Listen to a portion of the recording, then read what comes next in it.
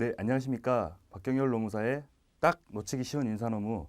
오늘은 근로계약서는 꼭 써야 되나요? 라는 주제로 좀 말씀을 드리려고 하는데요. 여러분들이 이제 일을 하다 보면 처음에 이제 회사나 어떤 뭐 직장에 근무를 하게 되면 그냥 가서 바로 처음부터 일을 하지는 않죠. 어떤 무언가 계약서를 쓰게 됩니다. 이때 보통 이런 근로계약서라는 표현을 쓰고 있는데요. 그러면 근로계약서는 모든 사람이 써야 되나요? 아니면 저는 좀 쓰면 안 되나요? 이런 의문을 갖게 될 겁니다. 그래서 근로계약서는 꼭 써야 되는지, 그리고 만약에 쓰게 된다면 어떠한 내용이 이 안에 들어가야 되는지에 대해서 오늘은 살펴보도록 하겠습니다. 일단 근로계약이라는 이 개념을 먼저 좀 살펴보고 가려고 하는데요. 여기에 나와 있는 것처럼 근로계약이란 근로자가 누구에게, 사용자에게 무엇을, 근로를 제공하고 사용자는 이에 대해서 임금을 지급하는 것을 목적으로 체결된 계약을 의미합니다. 임금에 대해서는 뭐 워낙 관심이 많으시니까 다들 아시겠죠. 뭐 당연히 근로를 제공하고 거기에 따라서 생활을 수입하기 위해 생활을 영위하기 위해서 이제 그러한 모든 일체의 금품들을 임금이라고 표현을 하고 있는 거죠. 그리고 이 근로를 제공하는 부분도 중요하고요. 그리고 이 근로자는 사용자의 지휘 감독에 따라서 근로를 제공하고 그러한 대가로 임금을 지급하는 것에 대한 계약인 거죠. 여러분들이 살다 보면 이제 다양한 계약서를 작성을 하시게 될 건데요. 예를 들어서 뭐 집을 사고 팔게 되면 매매 계약서를 작성을 한다거나, 뭐 부동산 매매 계약서도 있고요.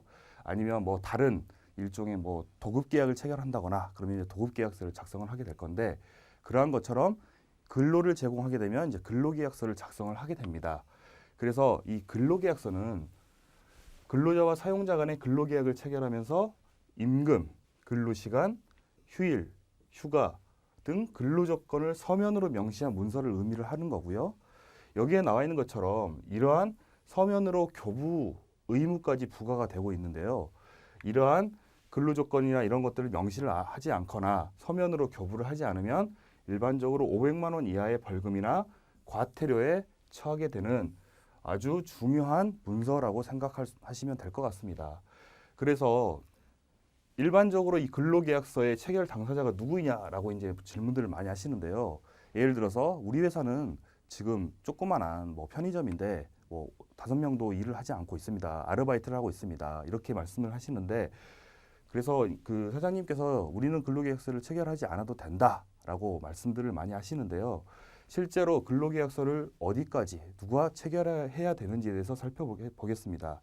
여기에 나와 있는 것처럼 정규직 근로자, 기간제 근로자, 단시간 근로자, 일용직 근로자, 파견 근로자, 하도급 근로자, 근로자들의 종류에는 정말로 많은 여러 가지의 종류가 있는데요. 여기에 나와 있는 것처럼 이러한 근로계약서의 체결 의무는 파견 근로자와 하도급 근로자를 제외하고는 모두 다 있다고 생각을 하시면 됩니다. 다만 이 파견 근로자와 하도급 근로자의 경우에도 내가 직접 사용하는 사용 사업주 입장, 즉 파견 사업주가 있고 사용 사업주로 나눌 수가 있는데요. 사용 사업주가 체결하지 않아도 된다는 의미인 거지, 실제로 이 파견 근로자를 채용하는 그 파견 사업주 분들은 마찬가지로 근로계약서를 작성을 하셔야 되는 겁니다. 그리고 하도급 근로자도 마찬가지로 보통 이제 기업이나 회사에 가다 보면 원청과 하청이라는 개념이 있죠. 그렇죠? 근데 이 원청 회사와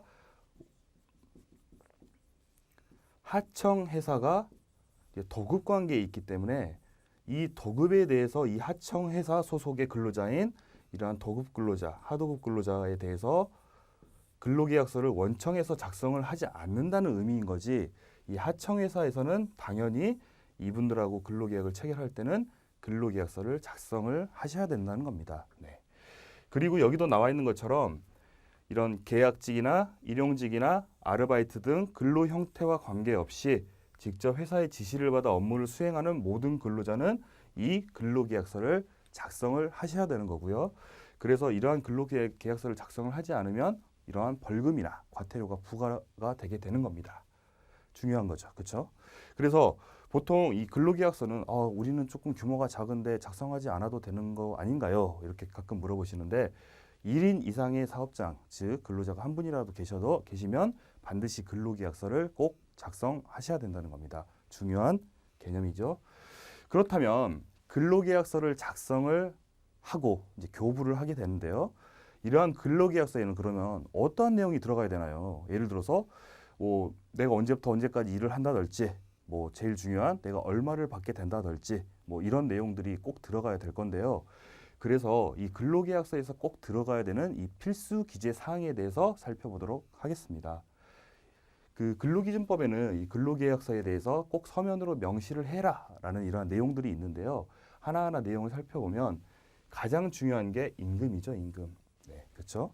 근데 이 임금 같은 경우에는 딱 임금 해서 끝나는 게 아니고 여기 보시면 아시겠지만 뭐 구성 항목, 계산 방법, 지급 방법에 대해서 명시를 해라라고 그 법에 규정이 되어 있습니다.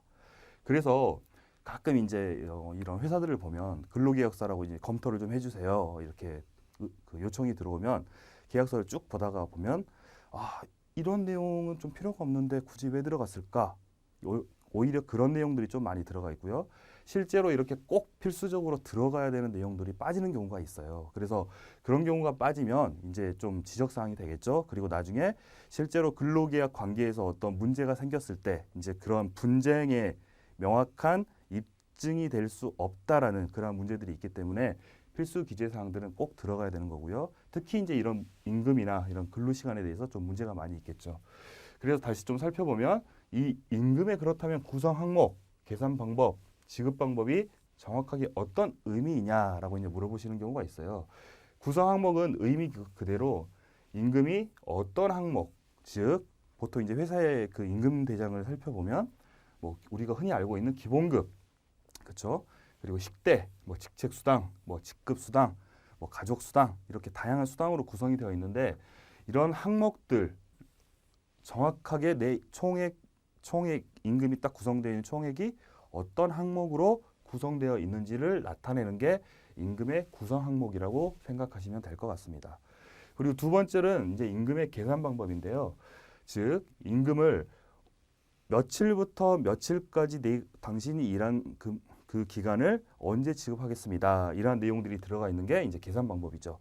일반적으로 이제 뭐 주 40시간 사업장에서는 뭐 209시간으로 나눠서 총액을 209시간으로 나눠서 그 시급을 기준으로 계산을 하겠다. 뭐 이런 식으로 이제 규정을 많이 해 놓으시는데요. 그러한 계산 방법과 언제부터 언제까지 근무한 기간을 가지고 지급을 하겠다. 이제 이런 것들이 임금의 계산 방법의 일종이고요. 그리고 뭐 상여금이 있다거나 뭐 이런 수당들이 있는데 이런 상여금이 뭐 기본급의 100%를 주겠다랄지 기본급의 뭐 50%를 주겠다랄지 아니면 이 수당들은 뭐 얼마로 정해져 있고 아니면 뭐 어떤 규정에 이러한 내용들이 있고 이러한 내용들을 구성해 놓는 게 이제 계산 방법이라고 생각을 하시면 될 것 같습니다. 그리고 이제 지급 방법인데요. 지급 방법은 이제 임금은 보통 본인이 직접 수령하는 것이 원칙이죠. 근데 가끔 요즘에는 보통 뭐 현금으로 받거나 이러지는 않으시죠. 보통 대부분이 내 은행 계좌번호를 가르쳐주고 여기에다가 입금을 해주세요. 이제 이렇게 보통 계약을 맺기 때문에 임금을 통장으로 지급하는지 직접 현금으로 지급하는지 이런 내용들을 명시하는 게 지급 방법의 그러한 기재 내용이라고 생각을 하시면 될 것 같습니다. 그리고 이제 일반적으로 단시간 근로자 같은 경우에는 임금 산정 단위가 시간급을 원칙으로 하고 있습니다. 그래서 이제 우리는 보통 월급으로 얼마를 받겠다 이렇게 이제 이야기를 하는데 이렇게 단시간 근로자, 이 통상 근로자들보다 근로 시간이 1시간이라도 적은 단시간 근로자 같은 경우에는 보통 시간급 베이스로 얼마를 기준으로 어떻게 책정을 할지 이런 것들로 규정을 하시는 게 올바른 방법이라고 생각이 듭니다.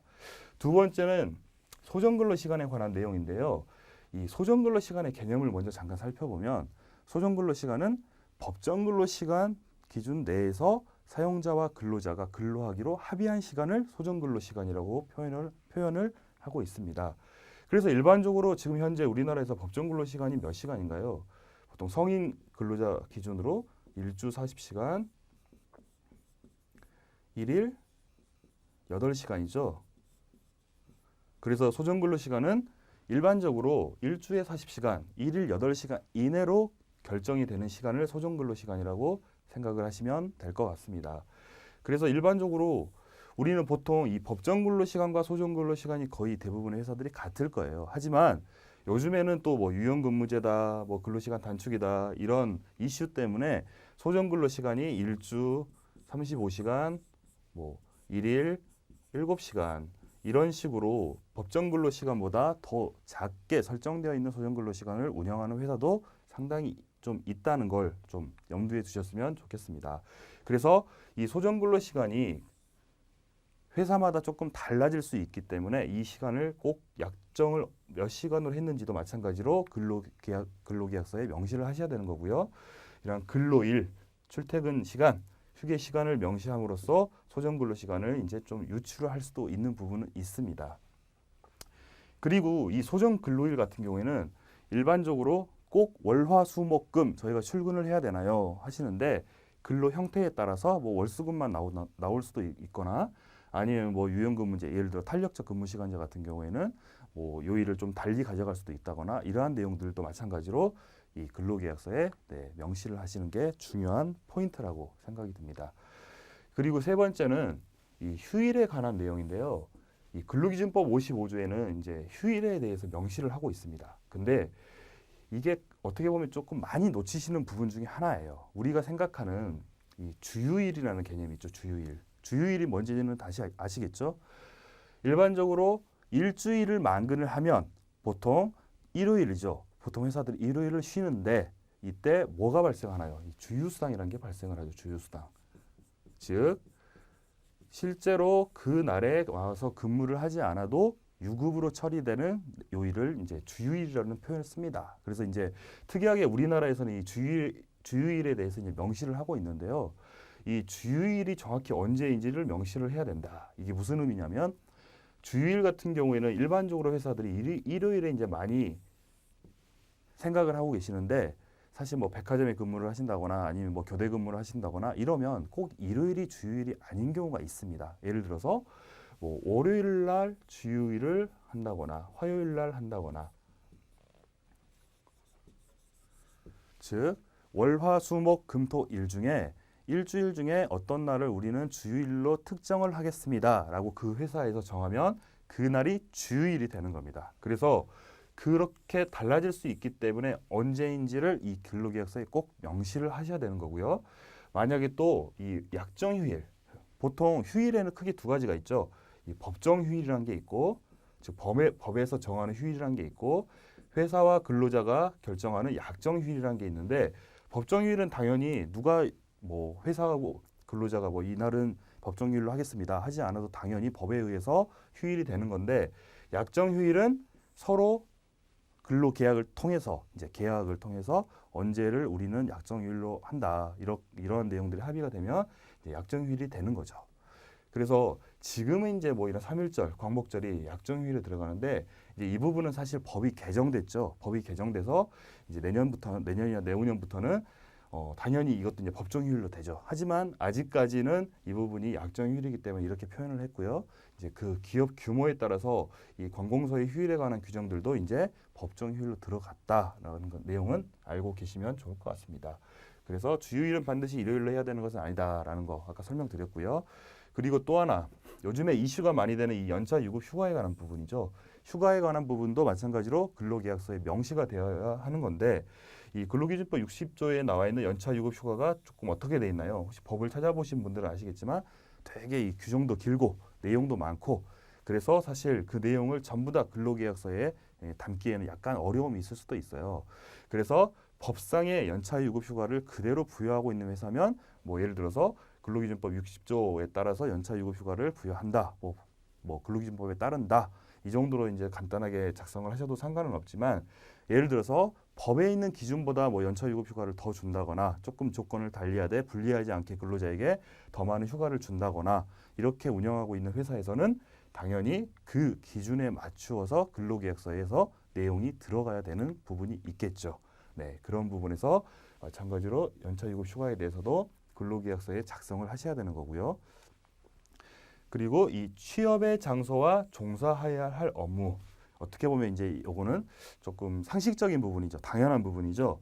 즉 내가 어디서 일을 하는지 내 근무 장소가 본사인지 지사인지 지점인지 그리고 보통 입사를 했지만 나중에 너는 뭐 다른 지점이나 다른 회사에 좀 파견 업무를 가야 된다.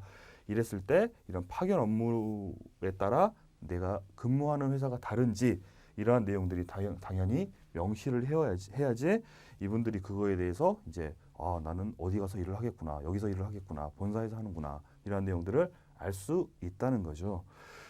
이러한 내용이 또 왜 중요하냐면 나중에 함부로 이러한 뭐 회사나 업무를 바꾸는 걸 전직이라는 이제 표현을 많이 쓰죠. 부서를 바꾸거나 이제 회사의 장소를 바꾸는 거. 근데 이 전직의 경우에도 사실 회사의 입장에서는 인사명령으로 너 자네는 뭐 여기서 근무하는 것보다 조금 우리 뭐 부산지사에 가서 일을 하는 게 낫겠네. 뭐 이런 식으로 갑자기 인사명령으로 보내는 게 과연 문제가 있는지 없는지, 또 사실 이런 문제도 또 되게 많이 유추할 수 있는, 같이 얽혀져서 나올 수 있는 문제들이거든요. 그래서 그러한 내용들이 명시적으로 들어가 있는지 않는지에 따라서 이걸 뭐 근로자 개인에게 불이익한지 불이익하지 않는지 그러한 문제도 또 알 수 있는 내용이고요.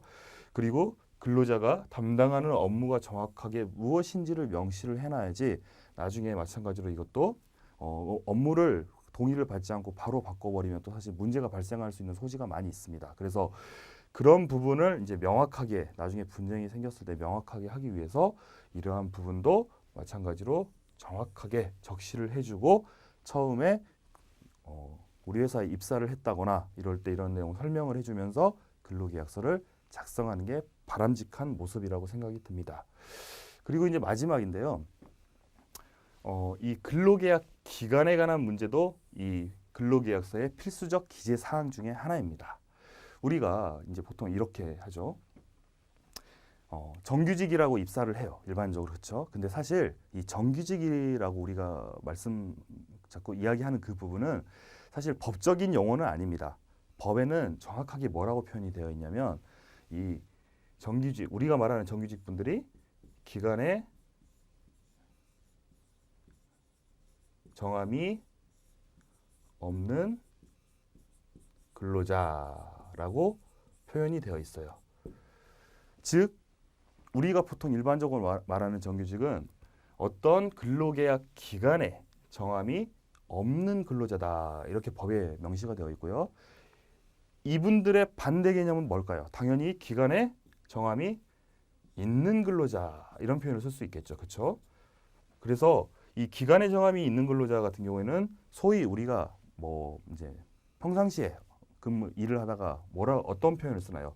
뭐 기간제 근로자, 뭐 단시간 근로자, 뭐 이런 표현들 쓰는데 이런 분들을 이제 일반적으로 이제 비정규직이다라고 또 표현을 하고 있는 거죠. 그렇죠? 그래서 이 근로계약 기간이 왜 중요하냐면 이러한 기간에 정함이 없는 근로자는 당연히 근로계약 기간이 있을까요, 없을까요? 네. 기간에 정함이 없기 때문에 당연히 근로계약 기간이 없겠죠. 그렇죠? 근데 기간에 정함이 있는 근로자는 당연히 근로계약 기간을 예를 들어서 뭐 2018년 뭐 8월 1일부터 2020년 7월 31일까지 계약 기간을 잡겠습니다. 설정하겠습니다. 이렇게 근로계약 기간을 잡아 놓으면 당연히 그분은 그 기간만큼만 근로를 할 수 있는 기간이다라는 걸 서로가 명확하게 알 수 있다는 거죠. 그렇죠? 그래서 이 근로계약 기간도 명시하는 게 중요한데요. 일반적으로 우리가 그 기간의 정함이 없는 근로자분들은 여기서 하나 나오는 이슈 중에 하나가 어떤 게 있냐면 이 근로계약서에는 당연히 기간의 정함이 없기 때문에 예를 들어서 뭐 몇 월 며칠부터 뭐 언제까지 기간의 정함이 없는 근로를 한다, 이런 식으로 이제 작성을 하는데 문제가 근로계약서에는 아까 또 뭐 어떤 게 들어간다고 말씀드렸나요? 임금에 관한 부분이 들어간다고 말씀을 드렸죠. 근데 이 임금 같은 경우에는 일반적으로 요즘에 어떤 제도를 많이 쓰나요? 네, 연봉제라는 걸 많이 쓰죠. 그렇죠? 이 연봉제라는 건 연봉제를 쓰다 보면 매년 뭐 연말이랄지 아니면 1월 달쯤에 이제 새로운 연봉 계약을 체결을 하는 거죠. 물론 꼭 연봉제가 아니더라도 기업이 일반적으로 어떤 그 호봉제나 뭐 이런 그 다른 임금 체계를 쓰는 회사여도 그 회사들은 뭐 물가 상승률을 반영을 해준다거나 다른 이슈에 의해서 어떤 뭐 교섭을 통해서 뭐 그 임금을 인상을 해준다거나 이렇게 임금이 변동이 있게 되는 거죠. 그렇죠? 그러면 이렇게 임금이 변동이 있게 되면 결국에 다시 이런 근로계약서를 작성을 해야 되는 상황이 올 수도 있다는 거죠. 그렇겠죠? 그렇기 때문에 이 근로계약서나 여기에서 뭐 예를 들어서 2018년 8월 1일부터 뭐 기간의 정함이 없는 계약으로 한다라고 했는데 이게 체결 날짜가 뭐 2018년 뭐 7월 30일이다 이렇게 했어요. 근데 내년 2019년 1월 달쯤에 이러한 내용들 안에 들어가 있는 내용 중에 일부가 변경이 생기는 경우가 발생을 한다는 거죠. 그렇죠? 그랬을 때 이 두 가지를 과연 똑같이 가지고 가는 게 맞느냐 이제 사실 이런 문제가 발생할 수도 있어요. 그래서 일반적으로 이 근로계약서와 이 연봉제나 어떤 임금 체계를 담은 이 연봉계약서를 가급적 어떻게 분리해서 운영하시는 게 좀 바람직합니다. 그래서 이 근로계약서와 연봉계약서 중에 이 근로계약서는 임금을 제외한 나머지 부분들에 대해서 쭉 기술을 해 놓으시고요. 아까 말씀드린 뭐 취업에 종사할 업무랄지 근무 장소랄지 뭐 휴일, 휴가랄지 그다음에 기타 뭐 회사에서 요구하는 어떤 뭐 다른 분야 부분에 대해서 좀 작성을 해 놓으시고 이 연봉계약서에 대해서는 임금의 구성 항목, 지급 방법, 계산 방법이랄지 그다음에 연봉에 관해서 뭐 비밀을 누설하면 안 된다랄지 뭐 이런 연봉, 즉 임금과 관련된 규정을 따로 작성을 하셔서 이 연봉 계약서에는 이제 연봉 계약 기간이 있겠죠. 그래서 2018년 뭐 1월 1일부터 2018년 12월 31일까지로 한다. 이런 식으로 계약 기간을 집어넣어 놓고 2019년에 이 임금이 달라지게 되면 이 연봉 계약서는 다시 그때 갱신이나 새로 신규로 체결을 하셔가지고 운영을 하시면 근로계약서 자체는 처음에 최초 근로계약부터 가지만 연봉계약서는 매년 달라지더라도 이렇게 별도로 운영하실 수 있다라는 이런 실무적인 팁을 한 가지 좀 말씀을 드렸습니다.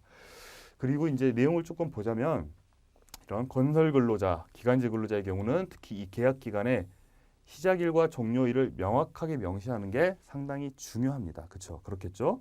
왜냐하면 이 계약 기간 같은 경우에 특히 이 비정규직 여기 근로자분들, 뭐 기간의 정함이 있는 근로자 이런 분들은 이 계약 기간이 종료가 되었을 때 이제 우리나라 법에서는 예를 들어서 2년이 초과하면 어떻게 되나요? 이제 기간의 정함이 없는 근로자로 간주를 하고 있죠. 그렇죠? 보고 있죠. 무조건. 그래서 2년이라는 기간이 중요하기 때문에 실제로 이 계약 기간이 2년을 초과하는지를 따져봐야 될 거고요. 그리고 실제로는 계약 기간의 시작일과 종료일이 명확하게 나온다고 해도 더 중요한 부분 중에 하나가 이 2년의 기간을 이제 약간 뭐 이런 식의 있죠. 쪼개기 계약이랄지 많이 나오는 뭐 1년만 하고 그 다음에 또 좀 있다가 다시 또 뭐 1년 계약하고 조금 더 있다가 뭐 2년 계약하고 이런 식으로 자꾸 갱신하는 이런 계약들이 있기 때문에 이런 계약들 측면에서도 이제 여러 가지 또 분쟁이 나올 수가 있겠죠. 그래서 뭐 갱신 기대권의 문제랄지 이런 문제들이 발생할 수 있기 때문에 이런 계약 기간을 명확하게 명시를 해서 이런 것들을 좀 없앨 수 분쟁을 미연에 방지할 수 있는 이러한 것들이 중요하다고 생각이 들고요. 이런 기간의 정함이 없는 근로계약을 체결할 때는 기간의 정함이 없는 계약임을 명시하시는 게 중요한 포인트라고 생각이 듭니다. 그리고 이 종료일을 반드시 명시해야 되는 건 이 만료 때 이게 과연 내가 해고를 한 거냐 아니면 계약 기간의 만료냐 종료냐 이런 측면에서도 중요한 문제이기 때문에 꼭 명시를 하셔야 되는 거고요. 그리고 이 프로젝트 사업이랄지 이러한 기간에 예외가 되는 내용들이 많이 있기 때문에 그러한 단서 조항도 반드시 명시를 하셔야 됩니다. 일단 필수 기재 사항은 여기까지 말씀을 드렸고요. 실제로 근로계약서를 이제 많은 회사들의 근로계약서를 살펴보다 보면 이런 필수 기재 내용뿐만 아니라 어떤 일반적인 내용도 많이 들어가 있죠. 하지만 이 일반적인 내용들은 말 그대로 일반적인 내용인 거고요. 법에서 꼭 강제적으로 이 내용이 들어가야 된다 이런 건 아닙니다. 그래서 하지만 이 필수 기재 사항은 법에서 꼭 들어가야 되는 강제적인 조항들이 명시되어 있기 때문에 이 내용은 꼭 알고 계시기를 바라겠습니다. 마지막으로 이제 저희 예성 아카데미에서는 그 다양한 교육들을 하고 있는데요. 온라인과 오프라인에서 이렇게 사이트 주소가 있기 때문에 꼭 들어오셔서 가입도 해주시고 뭐 전문가 코너랄지 다양한 답변들도 달아드리고 있으니까요. 와서 관심 많이 가져주셨으면 좋겠고요.